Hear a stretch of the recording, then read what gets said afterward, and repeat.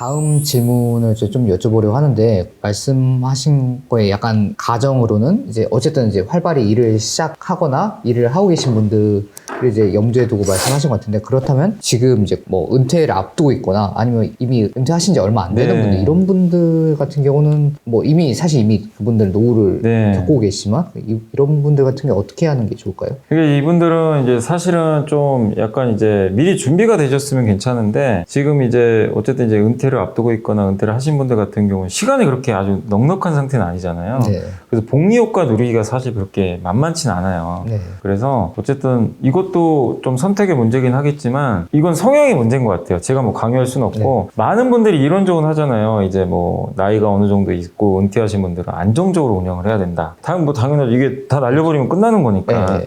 그건 맞는 얘기인데, 다만 내가 어느 정도 자산이 있는데 여기에 만족을 하고, 여기서 내가 어느 정도 1년에 뭐 적절하게 5, 6% 정도의, 그러니까 은행 이자보다는 네. 좀 더 높은 수익을 좀 안정적으로 내길 원한다. 그럼 그건 저는 그렇게 어렵다고 생각 안 해요. 채권 운영만 좀 잘 하셔도, 네. 채권은 절대 우리나라에서 이제 안전한 국채만 해도 만기까지 가져가면 크게 손해는 안 보거든요. 그래서 그런 것들이 지금처럼 금리가 너무 오른다 싶을 때는 한 번씩 좀 사놓고 채권 위주로 좀 하시는 것도 저는 좀 괜찮다라고 좀 보고 있고, 채권.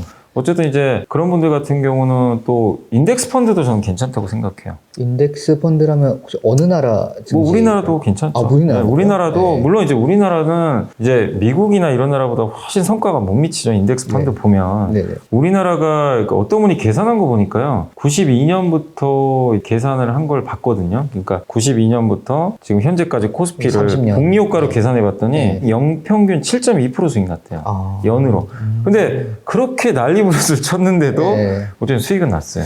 물론 부동산이 훨씬 더 좋은 수익을 냈긴 했겠지만. 뭐 미국 증시를 보시면 네. 근데 저는 그래도 앞으로는 우리 한국 증시도 좀 저는 약간 희망을 보는 게, 네. 우리나라가 그래도 미국보다 성과가 안 좋았던 거는 가장 결정적인 게 주주 가치가 좀 많이 훼손됐잖아요. 근데 그런 것들이 좀 많이 바뀐, 요새 뭐 주주 행동주의인가요? 그런 일들이 발생한다는 건 뭐 그걸 또 안 좋게 보시는 분들도 계시긴 하지만, 어찌됐건 주주 가치 측면에서는 그런 일들이 발생을 하게 되면, 운동을 하게 되면 이제 결국 기업의 오너나 CEO들이 이제 함부로 주주를 못 대하거든요. 소액 주주의 가치와 대주주 가치 일치 안 했잖아요. 그동안 그런 일들이 많았는데, 이제는 이제 그런, 뭐 이번에 SM 사건도 사실 그렇잖아요. 네, 엄청. 그게 사실은 그게 촉발한 이유가 이수만 총괄 프로듀서가 네. 결국엔 그 매출의 6%를 가져가서 문제가 된 거잖아요. 근데 그건 주주가치 훼손이기 때문에 네. 그걸 걸고 넘어졌는데 어떻게 됐습니까? 주가가 오히려 엄청나게 올라버렸잖아요. 네. 그 이슈 때문에라도. 근데 이게 SM에서 이제 끝날 일이냐 이거죠. 앞으로 그런 일들이 또 발생한다면 이제는 가만히 안 있거든요.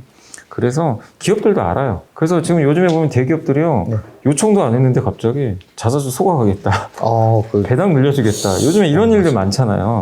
제 기억으로는 2021년인가 재작년 기준으로는 그렇게 자사주 매입을 하고 속화까지 한 기업은 제가 알기로 딱 하나 있었습니다. 네, 근데 하나, 이제 네. 근데 그 문제는 자사주 매입한 기업들도 거의 손에 꼽았을 정도거든요. 꼽았죠. 근데 요즘에는 매입 후에 소각까지 하겠다, 이게 네. 좀 간간히 나오잖아요. 거의 애플 뭐 이런 데서 많이 네. 미국에서는 정말 많이 했지만 우리나라에서는 거의 없었죠. 언제쯤 할까 뭐 이런 생각이 있었는데 네. 생각보다 빨리 이런 게 좀 맞아요. 다가왔네요. 그래서 그리고 저는 이런 것들도 되게, 저는 이제 개인적으로 생각해 보는 것 중에 하나가, 이런 것들에 좀 변화되는 이유 중에 하나도 정부가 또 제도적으로 그런 걸 조금 이제 푸시를 좀 하고 있잖아요. 작년에 물적 분할 이슈도 네네. 사실상 규제해버렸고, 이런 걸 보면 배당 제도도 개선하고 있고, 보면 약간 국민연금하고도 좀 관련이 있는 거 아닌가. 왜냐면 우리 노후에 많은 게 국민연금이 들어가 있잖아요. 사실 우리 그렇죠. 여러분들 번 돈에 많은 게 국민연금 지금 들어가 있거든요. 근데 우리 노후예요, 사실 국민연금도. 그래서 국민연금이 돈을 많이 벌어야 돼요, 사실은. 근데 지금 인구가 감소하는 시기에 이 상태로 가면 연금이 고갈되거든요, 언젠간. 그래서 투자 수익률을 사실 연금이 이제 진짜 올려야 됩니다. 근데 우리나라 주식을 연기금이 자꾸만 비중을 줄인 이유 중에 하나가 성과 안 나니까요, 당연히. 근데 이런 주주환원이 시작되면 우리나라 주식 가치가 어쨌든 올라가거든요. 그러면 웬만한 기업 5% 이상 다 갖고 있잖아요. 네. 연금에. 그 연금 수익률이 자동으로 또 올라가는 효과도 있어요. 근데 이게 우리 노후하고도 직결되거든요. 그래서 이 주주환원이라는 게, 물론 뭐 비판하시는 분들은 특정 펀드가 들어가서 자기네도 수익 내려고 하는 거 아니냐, 이런 비판도 있을 수 있지만, 그걸 떠나서라도 여러분의 노후 자산이 연금에 들어가 있는데, 이 연금은 웬만한 기업들 다 주주예요, 지금. 주요 주주인데 그쵸. 이 기업들이 자사주 소각을 하고 배당을 올리면 그건 간접적으로 또 나한테 돌아와요. 굉장히 중요한 이슈예요. 그래서 이런 걸 본다면 저는 더더욱 우리나라 주식시장에 이제 인덱스 펀드 같은 거 있잖아요. 네. 이런 거 투자하는 건 나쁘지 않다. 과거랑 다르게. 저는 그래서 가치가 좀 올라갈 것 같아요. 그리고 또 우리나라 증시는 어쨌든 저평가되어 있는 것도 사실이고 그 대신에 인덱스 펀드 할 때 저는 매월 적립식으로 하셨으면 좋겠어요. 매월 적립식으로 하면 리스크가 줄잖아요. 증시가 떨어지면 더 좋죠, 사실은. 그분들 입장에서는 더 싸게 살 수도 있는 거니까. 그렇게 해서 꾸준하게 매월 하면 저는 아까도 말씀드린 연평균 7% 정도는 충분히 나올 수 있다고 생각하거든요. 그래서 그 정도 수익을 나는 좀 안정적으로 원하신다면 네. 채권하고 인덱스 펀드를 이렇게 병행하시고 아니면 뭐 흔히 말하는 특정 ETF 있잖아요. 네. 지수에만 네. 한 배짜리 똑같이 추정하는. 예. 레버리지. 레버리지 절대 하시면 안 돼요. 예. 레버리지는 제가 당구식은 절대 장기 투자하면요. 그 이익을 음봉리 못 효과 냅니다. 때문에. 예, 그러시나요? 이게 회복이 안 되더라고요. 아. 급락장 한번 맞아버리면요. 네. 회복이 안 돼요. 아. 그러니까 지수는 회복이 돼도요. 네네. 이 2배짜리 회복이 안 돼 있어요. 그 장기 투자가 의미가 없더라고요. 네. 근데 한 배짜리는 되잖아요. 한 배는, 예. 예. 그리고 또 분배금도 당연히 주니까. 그리고 이런 것도 좋아요. 제가 특정 기업을 말씀 못 드리지만 우리나라에서 유명한 고배당주들이 여러분들 아실 거예요. 특히 네. 금융주가 유명하죠. 그런 거 한번 찾아보시면 좋은데 리스트업을 해보시면 배당 수익률이 요즘에 증시가 안 좋아서 그런지 막 8% 9%짜리도 있어요.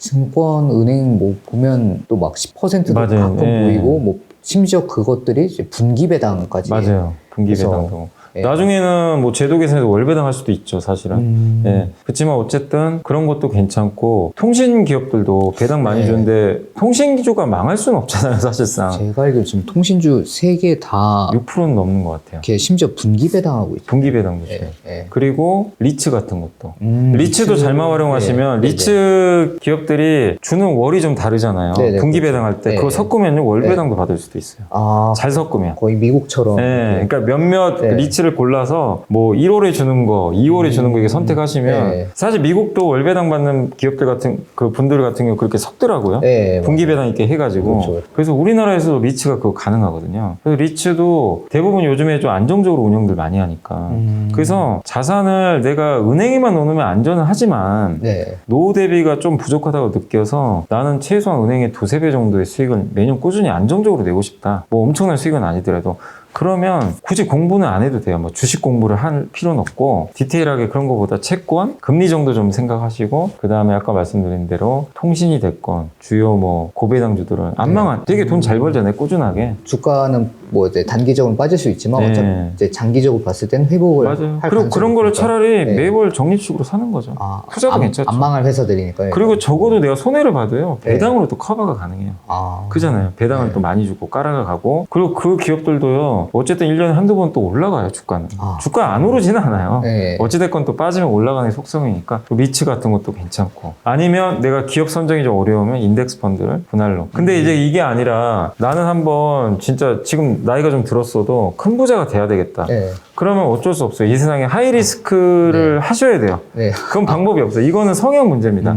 내가 좀 연세가 있더라도 내 노후 자금이 좀 설사 손해를 보더라도 나는 큰 좀 돈을 벌고 싶다. 그러면 어쩔 수 없습니다. 주식 투자 개별 기업으로 가시는 수밖에 없어요. 1년에 20~30%의 수익을 내려면 그래서 기업 공부를 하시고 그리고 뭐 물론 이제 적절하게 주가 쌀 때 당연히 투자하셔야 되겠지만 네. 그런 분들 같은 경우는 어쩔 수 없이 내가 가지고 있는 자산의 많은 부분을 네. 개별 기업에 근데 개별 기업 분산하시면 안 돼요. 워런 버핏도 그 얘기 했거든요. 네. 부자 내가 어느 정도 소득이 되고 부자면 분산 투자라 그랬어요. 안정적으로. 지켜야 되니까. 네. 근데 부자가 되고 싶으면 집중 투자해야 됩니다. 아, 일단 아무것도 없을 때는 분산해봤자 그러니까 잃을 것도 그렇게 많지 네. 않으니까 어쨌든 잃을 각오를 하고 좀 과감하게 아주 어쩔 수 넣어야 없어요. 되는 진짜 거죠. 이게 이 세상에 공짜는 없거든요. 네. 내가 리스크 테이킹 하는 만큼 보상이 또 돌아오는 건데 진짜 리스크 하나 안 짊어지면은 주식 투자 하시면 안 돼요. 그건 방법 없어요. 그래서 부자 되기도 사실 쉽지는 않은 거죠. 예. 그래서 그러니까 사업하시는 분들도 그렇잖아요. 네, 어느 정도 리스크 테이킹 해서 잘 돼서 성공하는 경우가 있는 거지. 오히려 사업이 리스크가 더 예. 큰 거죠. 예. 그래서 사업하셔서 성공하신 분들 보면은 네. 평탄하게 성공하신 분들 그렇게 많지 않거든요. 아, 네네. 그게 사실은 또 잘못됐으면 엄청난 손해도 보는 거고 네. 주식투자도 똑같은 거거든요. 기업에 투자하는 거기 때문에 그래서 이게 나이가 나는 많다고 해서 무조건 안정적으로 하셔라. 저는 그 네. 말씀을 안 드려요. 네. 왜냐하면 성향을 여러분이 한번 스스로 고민해 보시고 네. 난 진짜 부자가 돼야 되겠다. 노후에 이 정도 돈은 벌어야 되기 때문에 네. 리스크 테이킹 할 거면 네. 대신에 정말 공부하셔야 됩니다. 아. 기업 공부하시고 남들이 안 보는 쪽에서 기회 찾고 그리고 리스크를 그래도 줄이려면 남이 다 좋다는 건 하지 마세요. 네. 싼 거. 싼 그럼 거. 적어도 큰 손실은 안 볼 수 있고 그리고 안정적으로 또 수익 나중에 네. 날 수도 있는 거니까 네. 그래서 소외받은 거 중에서 근데 어쨌든 기업 분석은 해야죠. 네. 해야지 뭐 투자를 하는 거니까 그런 공부는 좀 병행을 좀 힘드시더라도 하셔야 될 것 같아요. 네. 지금 자녀분이 한 분 계신가요? 네, 딸이 있습니다. 혹시 나이가 혹시 어떻게? 지금 중3이에요. 중3이 꽤 되셨는데 네. 따님 계좌로 혹시 뭐 증권 계좌 따로 틀어주셨나요? 아니면 아니 저는 이제 아예 못해서 아예 만들 수가 없는 거예요? 예전에도 한번 만들려고 하다가 네. 회사에 한번 알아봤거든요. 네. 안 된대요.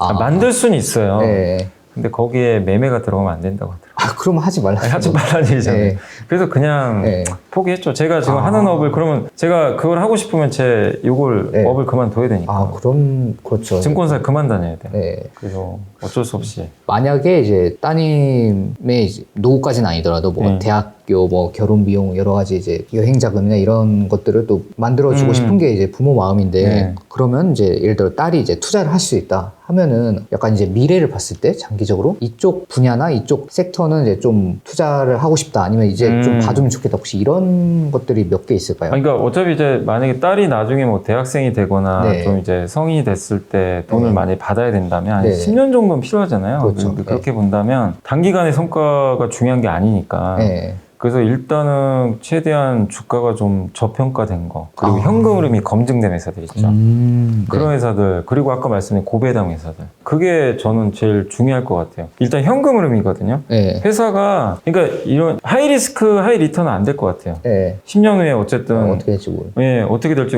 아니, 진짜 잘 나가는 기업도, 그러니까 테슬라 같은 기업은 제가 만약 예를 들면 미국 기업이니까 설명해드리면 테슬라 같은 기업은 위대한 기업은 맞는데 네. 만약에 딸한테 그 10년 후에 이거는 좀 어려울 것 같아요. 왜냐하면 이번에도 테슬라가 네. 주가 고점이 70% 빠져버렸어요. 좋은 그렇죠. 기업은 네. 맞는 것 같은데 너무 변동성이 커요. 네. 그러니까 주식으로는 그렇게 좋아 보이진 않아요. 그래서 제가 이제 말씀드리고 싶은 건 우리나라에서도 누구나 아는 검증된 매년 일정하게 성장은 좀 더디더라도 꾸준하게 돈 잘 버는 그런 기업들이 네. 있잖아요.